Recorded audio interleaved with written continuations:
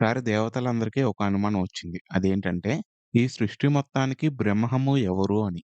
అప్పుడు అందరూ కలిసి త్రిమూర్తుల దగ్గరికి వెళ్లి, ఈ సృష్టి మొత్తానికి బ్రహ్మము ఎవరు అని చెప్పి అడిగారు. అప్పుడు బ్రహ్మదేవుడికున్న 5 తలలో ఒక తల గర్వంతో ఊగిపోతూ, అదేంటి అలా అడుగుతున్నారు? ఈ సృష్టి మొత్తానికి నేనే గొప్పవాడిని. నేనే బ్రహ్మాని అని చెప్పాడు. ఇప్పుడు మహాశివుడికి కోపం వచ్చి, అత్యంత ఉగ్రరూపమైన కాలభైరవుడు జన్మించాడు.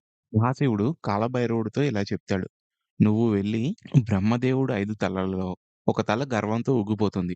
ఆ తలను గిల్లేసేయ్ అని చెప్తాడు. అప్పుడు కాలభైరవుడు బ్రహ్మదేవుడి తలనైతే గిల్లేస్తాడు. బ్రహ్మదేవుని తలను తీసేయడం వల్ల బ్రహ్మ హత్య పాపకం చుట్టుకుని, ఆ కపాలాన్ని తీసుకొని లోకాలన్నీ తిరిగి చివరకు కాశీకి వస్తాడు.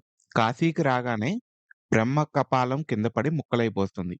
అప్పుడు పరమేశ్వరుడు కాలభైరవుడిని కాశీకి రక్షకుడిగా నియమిస్తాడు. అప్పుడు కాలభైరవుడి నుంచి 64 భైరవులు ఉద్భవిస్తారు. ఈ 64 మంది భైరవులు 8 వర్గాలుగా విడిపోయి 8 దిక్కులను రక్షిస్తూ ఉంటారు.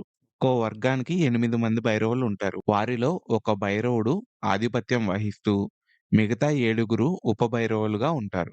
ఇలా ఈ 8 దిక్కులను ఆధిపత్యం వహిస్తున్న 8 భైరవులే అష్టభైరవులు. ఈ అష్టభైరవులలో మొదటిగా అసితాంగ భైరవుడు. ఈ భైరవుడు తూర్పు దిశకు ఆధిపత్యం వహిస్తూ ఉంటాడు.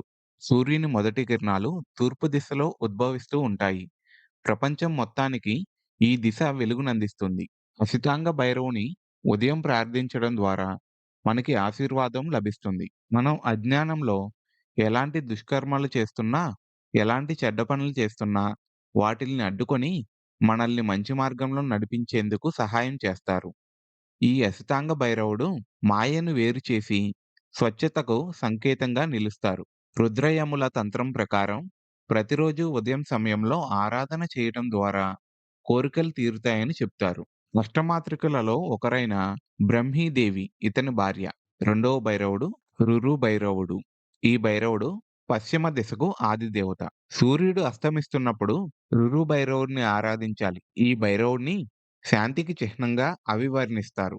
రురు భైరవుడు పశ్చిమ దిశ ద్వారా ప్రపంచానికి శాంతి మంత్రాన్ని ప్రబోధిస్తాడు.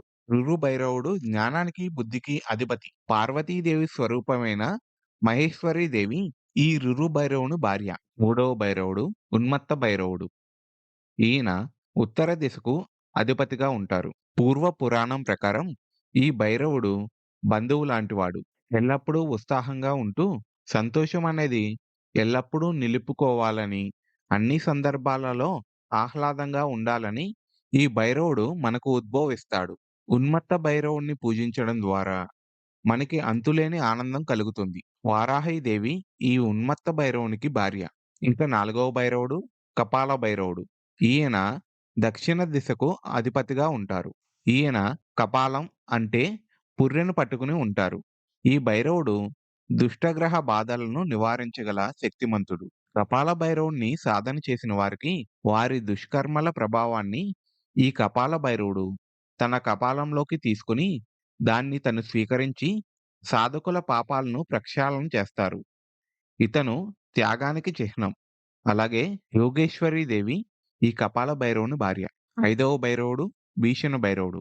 ఈయన ఆగ్నేయ దిశకు రక్షకుడుగా ఉంటాడు. ఆగ్నేయంలో యజ్ఞాల పవిత్రమైన అగ్ని ప్రకాశవంతంగా మండుతూ ఉంటుంది. భీషణ భైరవుణ్ణి చూస్తేనే భయం చేస్తుంది. ఈయన సింహం మీద స్వారీ చేస్తూ భయాన్ని నిర్మూలిస్తూ ఉంటారు. భీషణ భైరవుణ్ణి సాధన చేయటం ద్వారా మనలో ఉన్న భయాలన్నీ తొలగిపోతాయి. వరాహ పురాణం ప్రకారం భీషణ భైరవుడు పవిత్రమైన అగ్నికి సంరక్షకుడుగా ఉంటాడు. మన అంతర్గత కోరికలు, నమ్మకాలు, అభిరుచులపై దృష్టి ఉంచి మనల్ని ప్రోత్సహిస్తూ ఉంటారు.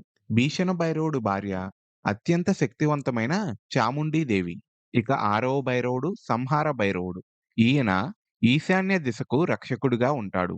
ఈశాన్యం సాధారణంగా పూజలు చేసేందుకు శుభప్రదంగా భావించే దిశ.